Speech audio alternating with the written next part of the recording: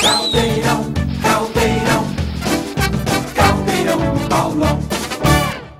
Nesse momento, estamos aqui direto da capital, em Salvador, para falar desse momento importante que é a política baiana, essa política do Brasil. Vamos falar com um dos senadores mais importantes dessa terra, dessa Bahia, um homem com serviço prestado à Bahia, o senador Otto Alencar. Ele vai falar um pouquinho como é que ele está vendo essa política da Bahia, do Brasil. Senador, só que tem um serviço prestado a essa cidade, essa Bahia, esse Brasil, como é que o senhor vê essas eleições agora de 2018, 2 vagas na Bahia para senador da República, para presidente, tudo ainda indefinido? Boa tarde. Boa tarde, Paulo. Primeiro eu quero te agradecer a você e toda a sua equipe e dizer da minha alegria de voltar ao seu convívio e poder responder as suas perguntas. Bem, eu acho que a nível nacional a política de presidente da República será definida no momento em que houver a definição a respeito do futuro do presidente Luiz Inácio Lula da Silva, se ele vai poder registrar ou não registrar a candidatura e quem ele vai apoiar. Veja que até agora os outros candidatos eles não têm tido uma densidade eleitoral substancial. O candidato tucano tem 7%, o Alckmin perde em São Paulo para o Bolsonaro e perde para Lula. Os outros todos são nesse patamar de 7%, 8%, 10%.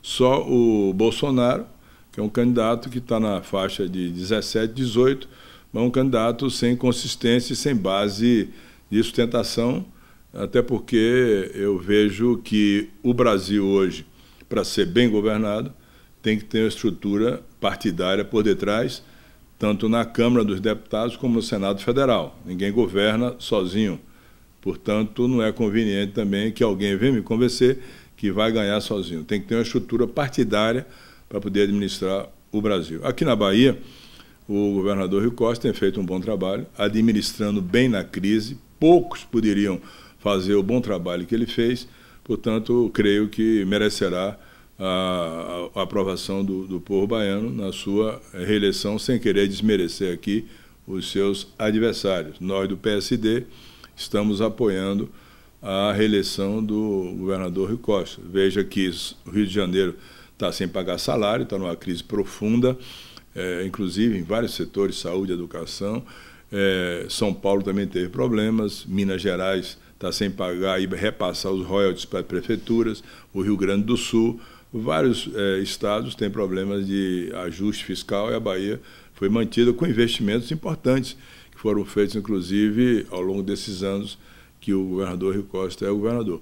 E essa aliança nossa é uma aliança que já vem de algum tempo, nós vamos permanecer nela agora, apoiando e trazendo aquilo que é importante, ouvindo as pessoas. Recentemente tivemos em Feira de Santana, para perguntar ao povo de Feira de Santana e da região, do território de Feira de Santana, território do Sisal, do Sertão, para que eles pudessem oferecer aquilo que eles acham que deve ser feito. Eu ouvi com atenção a manifestação de todos. O Rui Costa anotou para colocar no seu programa de governo, até porque Rui foi o governador que mais cumpriu os compromissos feitos em 2014.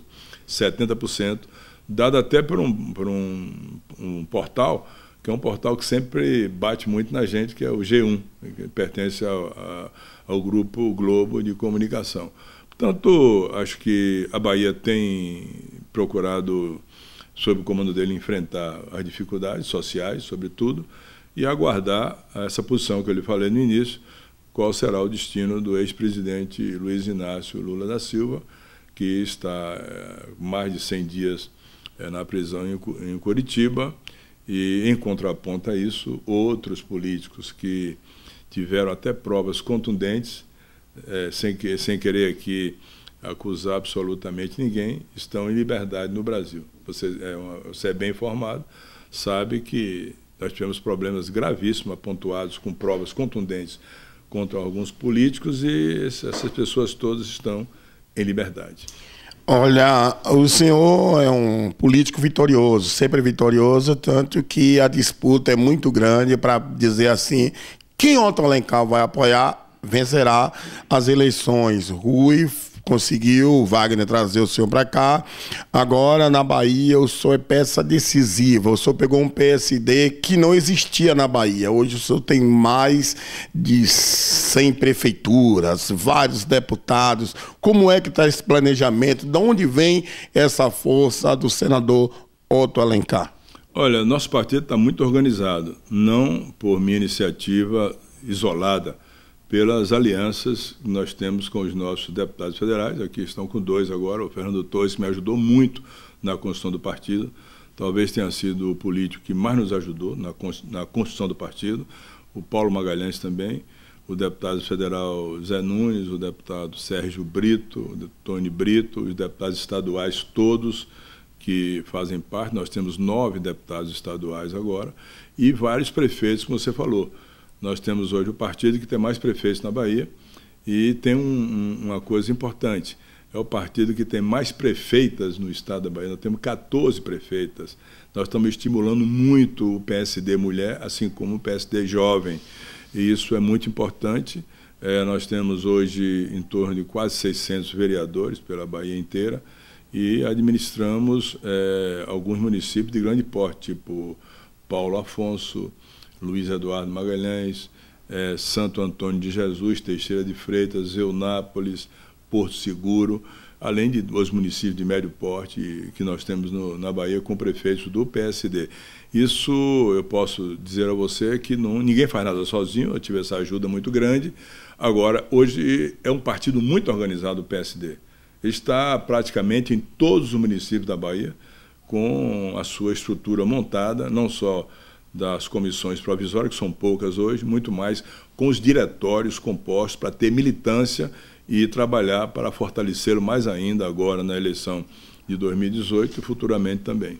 A prova disso é que o senhor está lançando, o partido está lançando um pré-candidato a senador da República, o Ângelo Coronel, com o seu apoio, mostrou força, trabalho, coragem, determinação. Eu queria que, diante dessa força, dessa liderança que é do Otto Alencar, que o senhor falasse para o povo da Bahia, que por intermédio da TV Caldeirão, como é que o senhor vê as oposições que ele poderia estar organizado, que ainda não se organizou, ainda não sabe quem são os seus senadores, ainda não tem vice. Isso facilita o senhor, o governador Rui Costa, a sua chapa de situação, vencer as eleições pela desorganização. O ACM Neto desistiu da sua candidatura porque as pesquisas davam conta que ele perdia dentro de Salvador, dentro da capital. Como é que você ouviu a desistência de ACM Neto? Foi covardia? O senhor que já viveu do outro lado, foi covardia? Acabou a vida política de ACM Neto, porque há quem diga que ele traiu a todo o grupo. Dormiu pré-candidato e de manhã fugiu como o cão corre da cruz. Olha, eu antes de que ele tomasse a decisão, o prefeito de Salvador tomasse a decisão de não ser candidato, muitas vezes, em vários programas de televisão e de rádio, eu dizia o seguinte: não se deve deixar um mandato pelo meio do caminho. Cada um tem a sua responsabilidade, cada um de nós constrói a nossa história.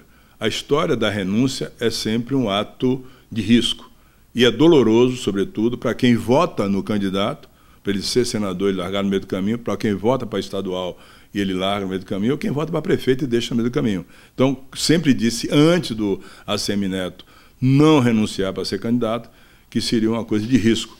Porque você vota no prefeito para ser 4 anos, ele sem lhe dar satisfação nenhuma, sem perguntar ao povo que o elegeu se ele deve ou não buscar um cargo maior e deixar a prefeitura. Eu sempre fiz essa posição minha. Eu jamais deixaria agora meu mandato de senador, que é um mandato de 8 anos, para concorrer ao cargo de governador. Ao final do meu mandato, posso pensar nisso. Agora não, eu tenho que cumprir meu mandato. Eu tenho que fazer as coisas. Como fiz? Fui eu o autor da lei que preservou a vaquejada.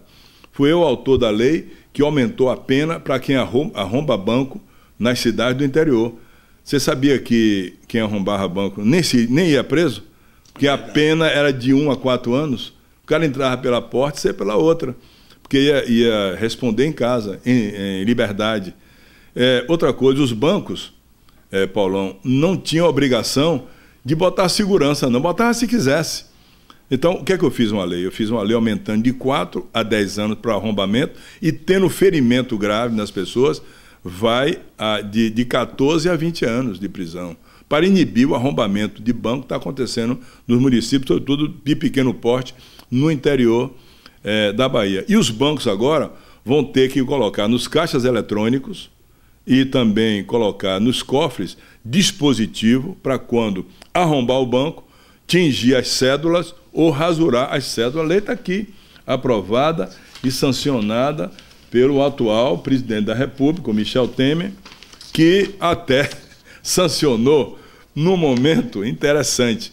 Na véspera da sanção, que ele sancionou na segunda-feira, tinha arrombado 8 bancos no interior de São Paulo. Ele aí sancionou, até dizendo que era uma coisa dela, quando a lei é minha. Foi eu que fiz a lei. Eles querem ser padrinhos da lei. Então, eu fiz isso.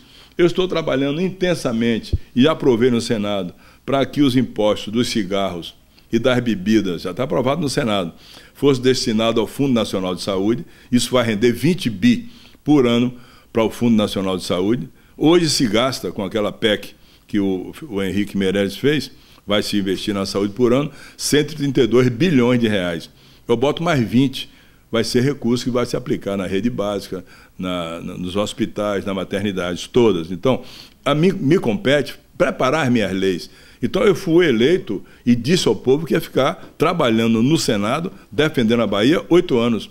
Através do meu trabalho na Comissão de Assuntos Econômicos, Fernando lembrou agora, nós conseguimos aprovar um empréstimo de 200 milhões de dólares do Banco Mundial para aqui para Salvador, para a Rui fazer as estradas. Os 600 milhões do Banco do Brasil. Estamos lutando agora por mais de 200 milhões de euros para as estradas, infraestrutura e também para a área de saúde. Então, esse é o meu trabalho. Como é que eu vou deixar de ajudar o meu Estado agora? Porque tenho eleição, eu tenho mais 4 anos de mandato e vou fazer uma candidatura para governador. Eu vou dizer o que o eleitorado que votou comigo por 8 anos. E da chapa de oposição agora, o que é que o senhor tem a dizer? Que o senhor rodou, tentou fugir, mas o povo quer saber. Como é que o senhor vê o pré-candidato a governador da Bahia, José Ronaldo? Como é que o senhor vê essa briga de Lázaro com o Jutaí? Uma briga de foice, sem definição, chapa indefinida. O senhor logo definiu. Ali se tentou conversar, mas não tinha partido, não tem prefeito, não tem nada, não tem trabalho, ficou pelo meio do caminho. E a chapa de oposição de Zé Ronaldo, como é que o senhor vê? Estava explicando a você que eu sou contra a renúncia no meio do caminho. Eu acho que não deve ser renunciar no meio do caminho.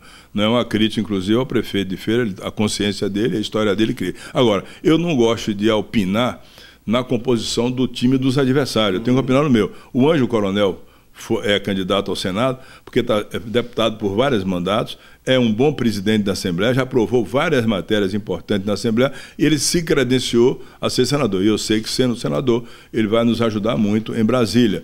É um amigo que eu tenho de 30 anos, conserva essa amizade, ele agora despontou nessa condição, e o nosso partido tem toda a estrutura montada para ajudá-lo, mas é claro que nós teremos que ter o apoio dos partidos aliados.